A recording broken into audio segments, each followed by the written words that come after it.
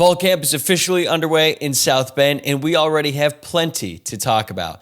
Kenny Minchey and CJ Carr both had their ups and downs. Tate Johnson put on a show at safety, and Marcus Freeman feels very good about where his team is at after day one. That's all coming right up.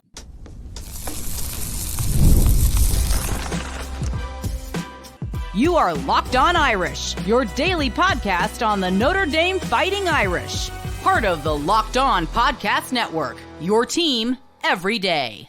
What is up? Welcome in. This is Locked On Irish, your daily Notre Dame podcast. I'm your host, Tyler Wojciak. I graduated from Notre Dame in 2018. Now I'm a producer at Fox Sports, and I've been covering the Irish for the past 5 seasons. And today is Friday, August 1st. So happy Friday to you, and thank you for getting a head start on your weekend by making this your first watch or listen of the day. If you have not already, please hit that subscribe button on YouTube or follow wherever you get your podcasts. And today's episode is brought to you by Gametime. Download the Gametime app, create an account, and use code LOCKEDONCollege for $20 off your first purchase. All right, fall camp is officially here. The Irish hit the field for the first time yesterday, and the media had access to the entire practice. As of now, that will be the only time the media will get to take in a full practice session for the duration of preseason camp. But still, we got a closer look at this team, and there are several notable takeaways from day one. We have got a full breakdown coming your way today, from the quarterbacks kicking off the battle for QB1 to some eye-opening defensive performances. Plus, we'll go through some injury updates and other notes from day one at the end. But we have so much to get into, so let's dive right in. And the story of the day is that Kenny Minchey and CJ Carr combined for 4 interceptions. That is not what you want to hear on the surface, but when you dig a little bit further, the situation is not as dire as it may seem. I remember coming out of this practice and thinking, you see the report that they have 4 interceptions, and I was just thinking, oh man, the reaction to this is not going to be good. Just start the fires. It's going to be an absolute storm on the internet. And guess what? It was. There were a lot of overreactions. But remember, this is day one, fall camp. They're not even wearing pads yet, right? And the season is still a month away. And also, the defense always comes out better compared to the offense if you're on any team at really any level of football, high school, college, NFL. The defense is a little bit more prepared out of the gates, but then once the offense kind of gets things into high gear and they get a little bit more comfortable with each other, that's when they start to ramp up. But let's go over who came out with the first team unit. It was actually Kenny Minchey who got all the first team reps today. I'm guessing that that's going to flip tomorrow. My guess is that Kenny Minchey got all the first team reps today. Kenny Minchey is going to get all the first team reps tomorrow. And by the time you're listening to this, it's Friday. So that means in today's practice session, I'm guessing that CJ Carr is going to get all the first team reps. And I kind of like that strategy. Again, I'm not even sure this is exactly what they're going with, but I think that you allow the quarterback to get in a rhythm for the entire practice session, work with the same unit over and over again, see if they can develop a rhythm and see if that helps their development. And then the next day, you give the other guy a chance to do the same thing. At running back, obviously Jeremiah Love went out there with the starters, but Jadarian Price rotated in. Jabron Payne rotated in with the starters as well. Aeneas Williams was working mostly with the second team. And then at wide receiver, the first team out there was Malachi Fields at boundary, Jordan Faison at the field receiver, and then Jaden Greathouse in the slot. At tight end, you got Eli Raridan. Kevin Bauman worked in there as well. And then on the offensive line, from left to right, Anthony Knapp, Billy Shrouth, Ashton Craig back out there at center. He looks healthy and ready to go. Sullivan Absher at right guard, replacing Charles Jagasaw, and then Emil Wagner at right tackle. So no big surprises there, right? So let's get back to the quarterbacks. Minchey threw the first interception of the practice in 7-on-7, and he threw it right to Adon Schuler, to the point where Adon Schuler literally laughed when he caught the ball because he could not believe that Minchey threw it right at him. To me, that just means Minchey didn't know what he was seeing, and he just didn't see him. Right? Or at least I hope he didn't see him, right? I'm obviously not in his head, but I'm assuming that he just completely missed it on Schuler, but credit to Don Schuler for being there in the right place at the right time. It was a really good day for Schuler. We'll talk more about him in segment 2. CJ Carr threw the next 3 interceptions. The first interception from Carr was just a bad pass down the middle. Looked like it fluttered a little bit. I think he just kind of lost the ball in his hands, but he never should have thrown it anyway. Tate Johnson picked that off. A couple plays later, Tate Johnson picked off yet another CJ Carr pass. But this one was just an unbelievable play by Tay Johnson. Drop back, jumped up high in the air, and then picked the ball out of the sky when CJ Carr was trying to make a throw over his head. And I think that this is just an incredible play by Tay Johnson. And now CJ Carr knows he can't really try that on a player like him. So I don't put a ton of blame on CJ Carr in that situation. Sometimes great players make great plays, and Tay Johnson might be a great player. The third interception that Carr threw, I don't think was his fault at all. He was rolling to his right, was under a little bit of pressure, made a throw to KK Smith, who did lay out. Looked like he could have made a play there, but it bounced off his chest and then kind of flips up in the air, and then Carson Hobbs makes a great play on the very last play of this practice session, and that is how Notre Dame closed it out. So Carr ends up with 3 interceptions, although I think only one was like a bad interception. The second one, now he knows he can't throw it over Tay Johnson. The third one, I think, is more on KK Smith. You can actually go check out that play that Carson Hobbs made. The Notre Dame social media team posted that on X and on Instagram as well. CJ Carr also hit Micah Gilbert for the biggest play of the day on a 65-yard dime that I think was almost a touchdown. Not really sure what happened there. So they had their ups and their downs. And Marcus Freeman was not concerned at all about how the quarterbacks looked, and I'm not either. Freeman said that Minchey or Carr, they both will collectively determine who the starting quarterback is going to be with their play. And Freeman is going to rely on consistency. So for those of you who think that Kenny Minchey is going to be the starting quarterback, I can just let you know now, if CJ Carr keeps throwing 3 interceptions every single practice, then Carr is not going to be the starting quarterback. It's going to be Kenny Minchey. But Kenny Minchey needs to elevate his game as well. I think that Kenny Minchey has a great understanding of the offense. He knows where to go with the football, but I think he was prone to checking the ball down a lot in this practice, maybe a little bit more than he should, whereas CJ Carr went out there and was trying to be Superman. And I think that you might get different approaches like this in each individual practice because these quarterbacks know what's at stake here, right? They also know that the media is in attendance for this practice, and every single move that they make is going to be reported on and discussed by fans in settings just like this one. So imagine being either one of these guys, Kenny Minchey, CJ Carr. You hardly have any game experience at the college level, and you have to go up against this secondary in the first day of practice. We were admittedly pretty rusty, right? And you got Leonard Moore on the other side of the ball, and you got Tay Johnson, who is apparently the next Kyle Hamilton, and Don Schuler, who's making great plays. Plus, it's training camp. Like, the whole point of this camp is to get the bad stuff out of your system, learn from it so that when you go into the season, you know what you can and cannot do. So I am not worried about what the quarterbacks did in this practice. I think there are things to take away from it in a positive way, like Minchey flashed his mobility. He made smart reads. He checked down. And I think that Minchey just brings a different element to the table with his legs. I think Carr was pushing the ball downfield, being aggressive, but on the other end of that, he needed to be a little bit more conservative, maybe hit a little bit more checkdowns like Kenny Minchey did. And I'm sure that both quarterbacks were frustrated after this practice because they understand the magnitude of the moment, but they were always going to deal with adversity in camp leading up to the season. Now it's happening. So now they just have to clean up their mistakes. Marcus Freeman said that they handled their mistakes really well. Carr was very vocal, has commanded the group, and just said reload after his interception. Minchey is just cool, calm, and collected at all times, so I think that he's going to be able to take this practice, take that interception for Adam Schuler, and make sure that never happens again. So that's a lot on the quarterbacks. There were other players on offense out there as well. Jeremiah Love is Jeremiah Love, but I thought it was interesting that he got a ton of work at wide receiver. He was working out in the slot. They were actually throwing him the ball down the field a little bit more, which is not something we saw very much last season.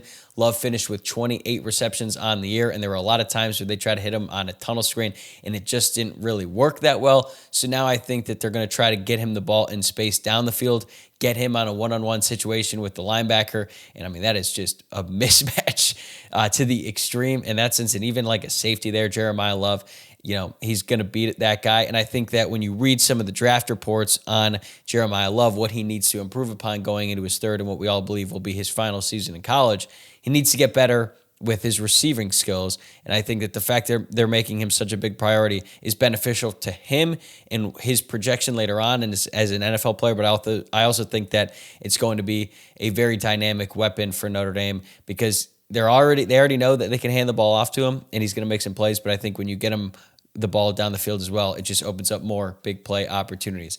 And they just have an embarrassment of riches at running back. Like, they got love. Nolan James Jr. is probably the last guy on the depth chart, of the scholarship depth chart, I should say. He looks like a tank. Keydron Young looks great. Same with Aeneas Williams, Jerron Payne, Jadarian Price. Like, the running back room is loaded, and we saw that on the practice field. It's also the first time seeing Malachi Fields in a Notre Dame uniform out there on the practice field, and I think that the comparisons to Miles Boykin are legit. Physically, they look very similar. I don't know that Malachi Fields has the same straight line speed that Miles Boykin did. I mean, Boykin went out and ran a 4.44 at the NFL Combine.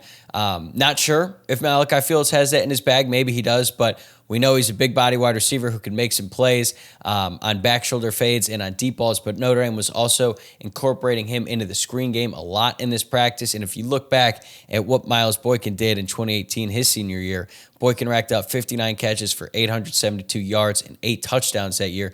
I don't think it's crazy to think that Malachi Fields could have somewhere close to that level of production this year. Now, obviously, he's going to have to share the ball a little bit more with guys like Jordan Faison, Jane Greathouse, Will Pauling, but really excited to see what Malachi Fields can do in a Notre Dame uniform. And I think that when you look at this entire offensive practice report, didn't talk a ton about the offensive line because I don't really know how much stock I'm going to put into a practice when they can't even wear pads. Like, watching the offensive line going up against the defensive line with just helmets on, it doesn't really, you're not going to learn a whole lot from that experience other than just figuring out who went out there with the ones and twos. But when you evaluate all of this, right, it's important to remember practice reports are a zero-sum game, because if the offense is a great day, then some people might interpret that to mean that the defense played terribly. Well, that's not always true. And in the case of today, where it looked like the defense had a great day, does that mean the offense isn't any good? I don't think that's true either. It is always a nuanced discussion when it comes to these things, especially on the first day of fall camp when they aren't even wearing pads. And I think that what you're seeing today are two young, inexperienced quarterbacks with a bunch of talented players around them. They're trying to figure things out, and that is exactly what fall camp is for. So this type of thing, this type of development in day one is not a surprise at all, and I think that things are going to get a lot better for the Notre Dame offense in the future. But that is a lot of talk about the offense. Let's talk about the one player who was a nightmare for the quarterbacks all day long, and that is Tay Johnson. He wasn't the only guy flying around on defense, though. With the amount of playmakers the Irish have across all three levels, this unit might be even better than we expected. That's coming up next on Locked On Irish. Today's episode is sponsored by DripDrop. If you're trying to stay on top of your routine, whether that's workouts, long days on campus, or staying focused through back-to-back classes, hydration is where it all starts. And that's where DripDrop comes in. DripDrop is doctor-developed and scientifically proven for fast hydration. It uses the perfect balance of sodium electrolytes and glucose to help your body absorb fluids quickly, delivering 3 times the electrolytes and half the sugar of a leading sports drink. I've tried a lot of electrolyte powders, but nothing tastes as good or works as fast as DripDrop. DripDrop has become my go-to, especially during long summer days or when I just wake up feeling dehydrated. It's also great to have before or after a workout. That way you can push yourself while staying hydrated. Right now, DripDrop is offering Locked On listeners 20% off your first order. Just head to DripDrop.com and use promo code LOCKEDONCollege. That's DripDrop.com, promo code LOCKEDONCollege for 20% off. Stock up now before the heat hits hard. If it felt like I was trying to temper concerns about the offense in segment 1, I'm basically going to do the complete opposite in segment 2 because I don't want to temper any sort of enthusiasm about the Notre Dame defense. I think that this group is truly special, and we got to see why that is in practice 1. Because as I was saying in the first segment, it's certainly not unusual for the defense to win the first practice. As a matter of fact, it's usually expected, right? But what's not expected is for the defense to come out and have this many playmakers at every single level of the defense, not just with the first team unit, but with the backups as well. So let's start with who came out with the first team unit on defense. On the defensive line, you've got Joshua Burnham at defensive end, Donovan Heinisch and Gabe Rubio at defensive tackle, and then Boubacar Traore with Junior Tuihalamaka working in as well at defensive end because we all expect Traore to start, but he is on a progression plan as he recovers from that torn ACL injury that he suffered last year against Louisville, but he looks ready to go and ready to have a breakout year. But at Mike linebacker, you've got Drake Bowen. At will, Jalen Sneed. Devontae Smith came out there as the starting nickel, and then at cornerback, Leonard Moore and Christian Gray.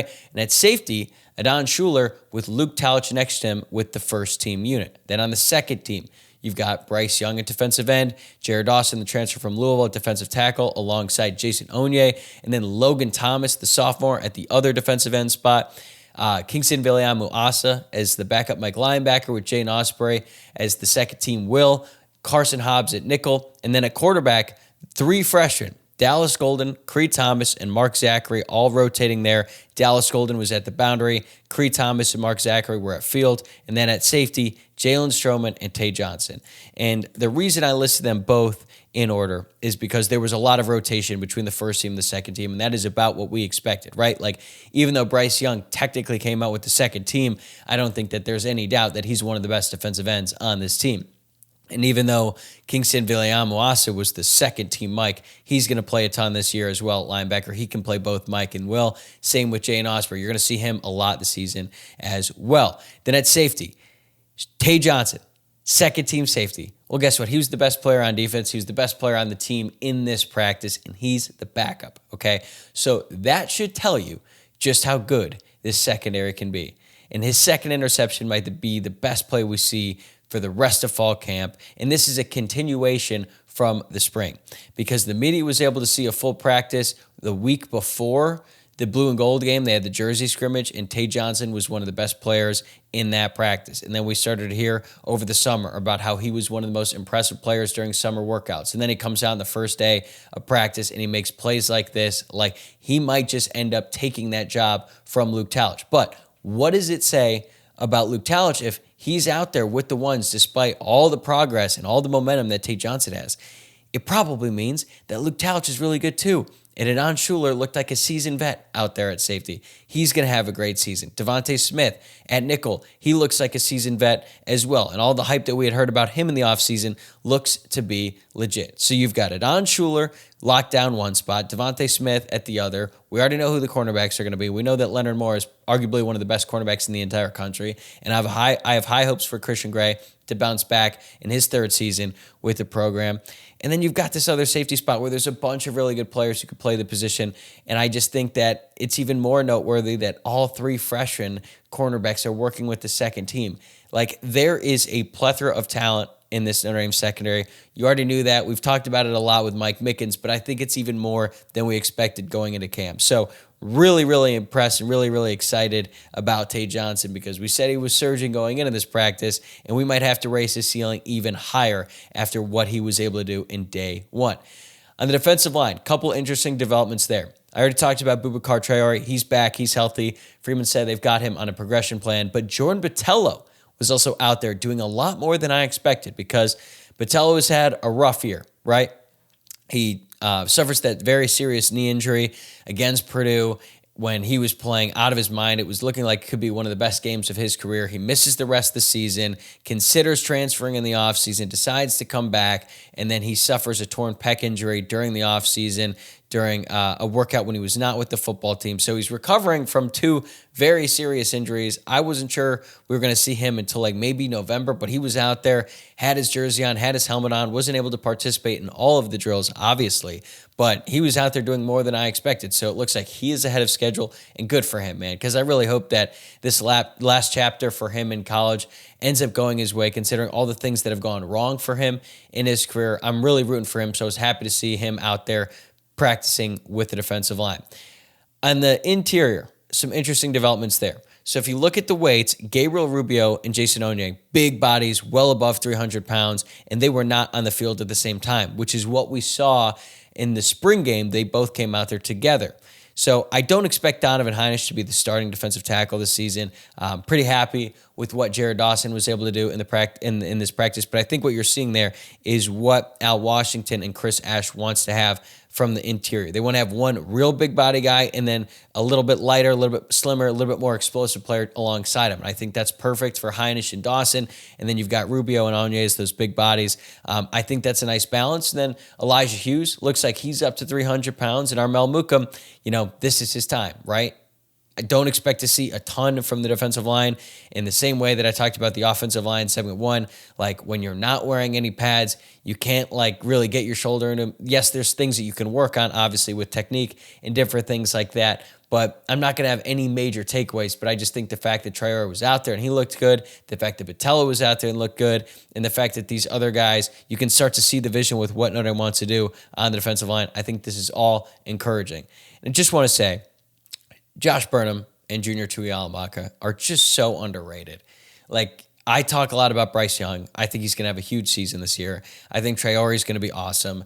You know, we talk a lot about those guys, and I feel like Josh Burnham and Junior Tuihalamaka were underrated already, but they're just so consistent, and they are just such great options for Notre Dame to have. Like, to bring in a guy like Tuihalamaka, who played extensively in the college football playoff, made some big plays against Georgia, right? Like, the fact that he's a reserve on this unit just shows you the type of depth that this team has, especially on the defensive side of the ball. And I just feel like those two guys are going to make some big-time plays this season, even though they don't have quite the same fanfare around them as Bryce Young and Boubacar Traore. But guess what? Bryce Young looks freakish. So I'm still going to be extremely high on him. And then at the linebackers, you know, Notre Dame runs nickel majority of the time now, like most college defenses do. It's a nickel league, you know, with all the passing that's going on. It makes sense for there to be 5 defensive backs, which means there's only going to be 2 linebackers on the field for the majority of the time. And I think the fact that Jalen Sneed went out there as the starting will in the past, he was always kind of that tweener. He played rover, but you know, was he a reliable 3-down linebacker? I think he's sort of morphed into that. A ton of credit goes out to him for what he's been able to do. I mean, he was a former 5-star recruit. He's going into his 4th year in college. So this is his time, right? We all know Drake Bowen's going to be the starting Mike linebacker. If Jalen Sneed can sort of just figure out all those mistakes, clean up the mental errors and all that, and if he can just use his athleticism and be a force on the defense every single play, he's going to be a hard guy to take off the field. But you also can't keep KVA off the field that much longer either, because he is that talented as well. So Notre Dame is in such great shape at linebacker with Bowen, Sneed, KVA, and Ausberry. I think one notable difference between this year and last year, though, is last year Notre Dame had a 5-man rotation with Jack Kaiser in the mix as well, and a freshman, Kingston Viliamo-Asa. I'm starting to think that this year you're going to see mostly a 4-man rotation with Matt Fremo working in a little bit. Fremo did look good. He's back out there. He was an early enrollee, but he looks like he put on some weight and is just a great athlete. So he will play, but the difference is last year, you know, guys like Bowen, Ausberry, they were younger, so it wasn't as steep, or they didn't have as much of a head start on KVA as they do now compared to Matt Fremo. That's not to say that Matt Fremo is not going to play. I do think he's going to have an impact this year. I just think that those top 4 with KVA, Bowen, Sneed, and Ausberry, like, they are so good. I think they're going to tighten up the rotation a little bit, unless, of course, an injury happens. But because of that top 4, and now Fremo coming in as well, it looks like Preston Zinter has moved from linebacker to defensive end.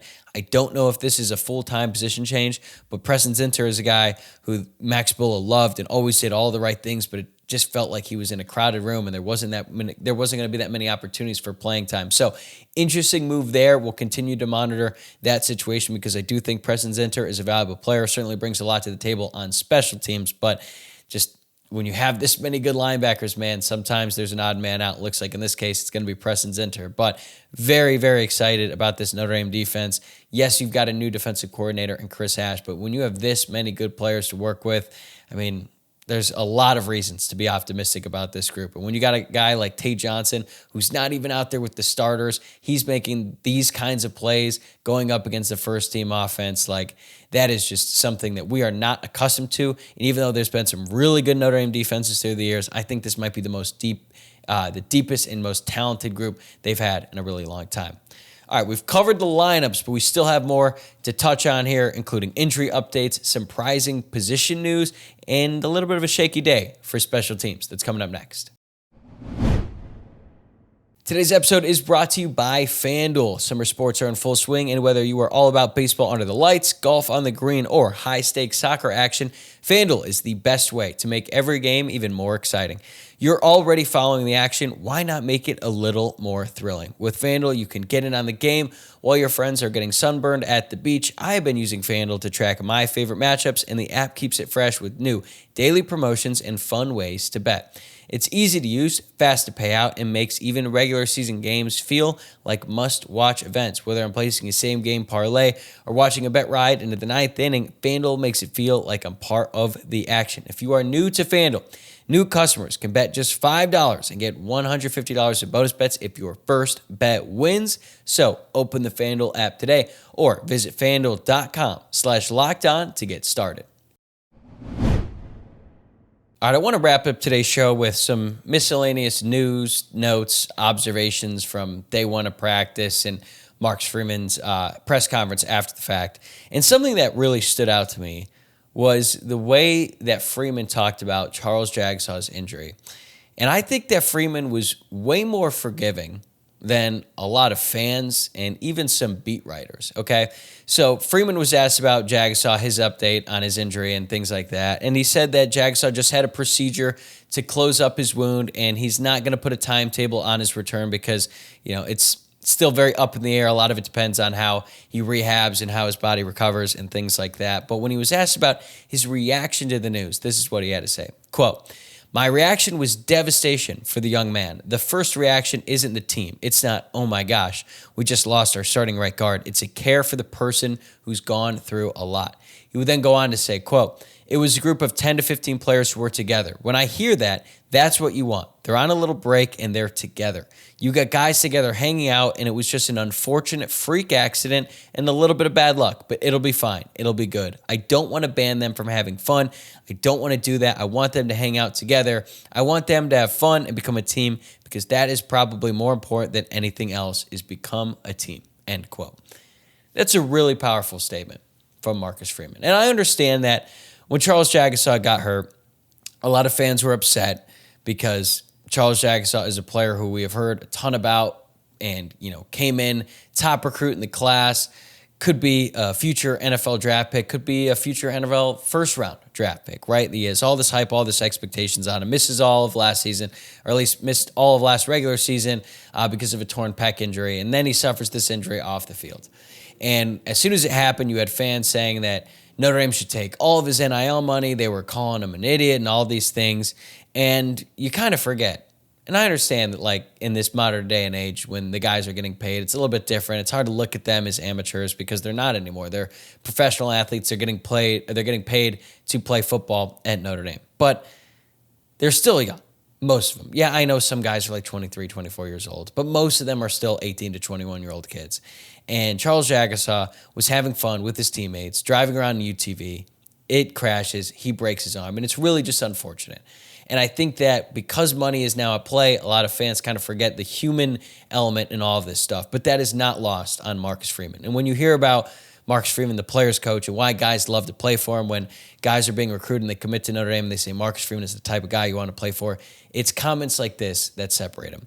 Because if you're Marcus Freeman and your job is coach football team, your job is to win on Saturdays, losing your starting right guard, especially one as good as Charles Jagasaw, is going to seriously impact how that happens and your expectations for the season. And it causes a headache for him.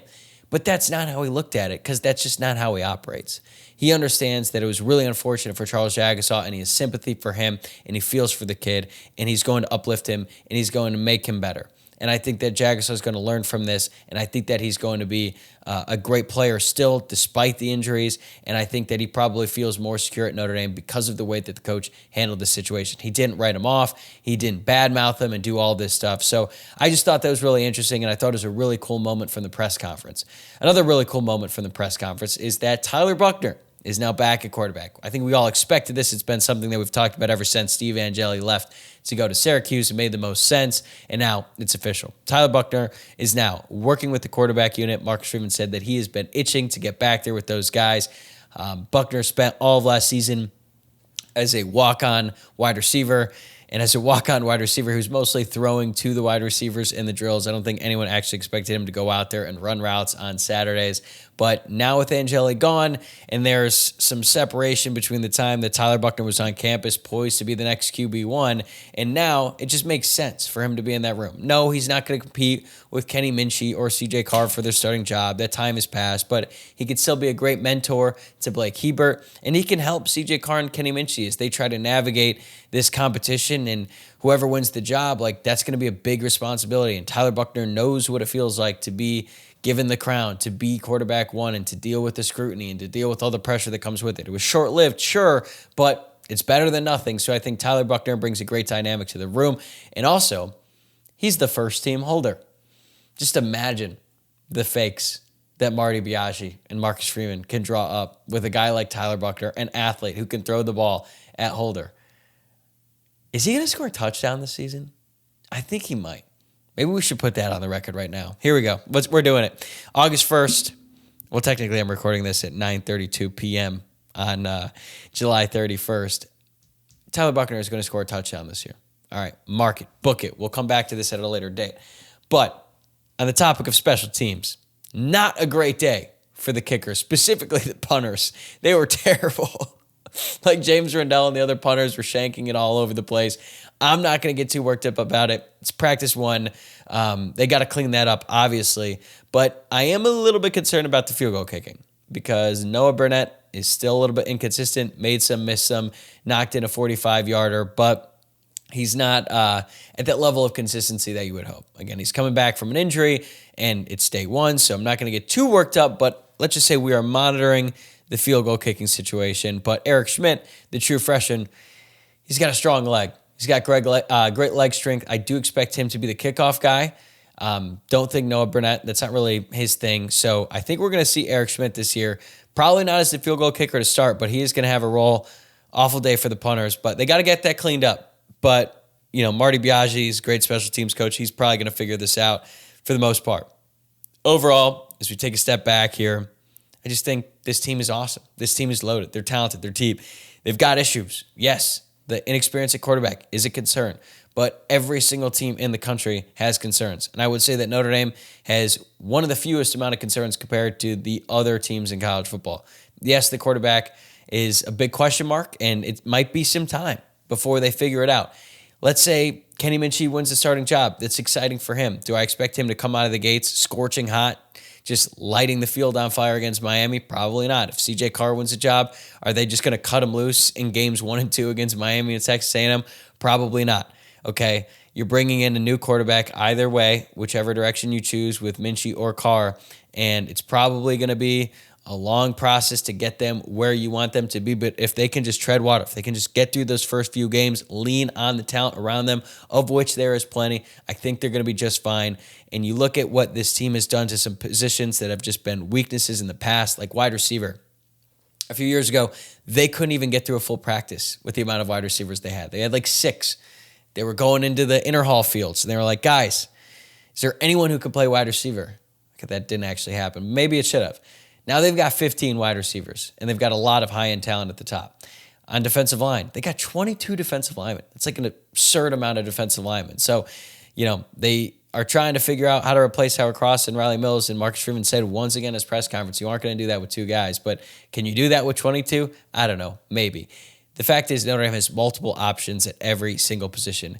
Yes, there are guys who you certainly don't want to get hurt, but there is not one position on the roster that is on the brink of disaster at all times, where if the starter goes down, then everything just plummets, right? Think back to 2018. Julian Love goes down, Dante Vaughn comes in. That game was over. There are really good starters on this team, but there's not one position where if the starter goes down, you're thinking, well, they're screwed, right? And that is a testament to Marcus Freeman, the staff, and the amount of talent they have brought into this roster, both through high school recruiting, development, and the transfer portal as well. And I think if you watch that press conference, you see Marcus Freeman's demeanor. He looked so happy to be back out there on the practice field, and for good reason, right? This guy loves football, but I think he's very confident in his team, and he should be. All right, that's going to do it for today's episode. Thank you so much for making Locked On Irish your first watch or listen of the day, and diving into the first day of fall camp. Notre Dame has another practice today, although the media is only going to be able to see like the first 4 periods. Not going to be a whole lot there. Saturday, Notre Dame has another practice. I'm going to be back on Monday with Greg Flamung to sort of put a bow on the offseason. We're going to discuss whether or not Notre Dame won the offseason, and we're also going to continue to look ahead at what is next in fall camp. If you enjoyed today's show, remember, like the video, subscribe, leave a rating or review, whether you are watching or listening. Until then, enjoy your weekend, everybody, and I will see you on Monday.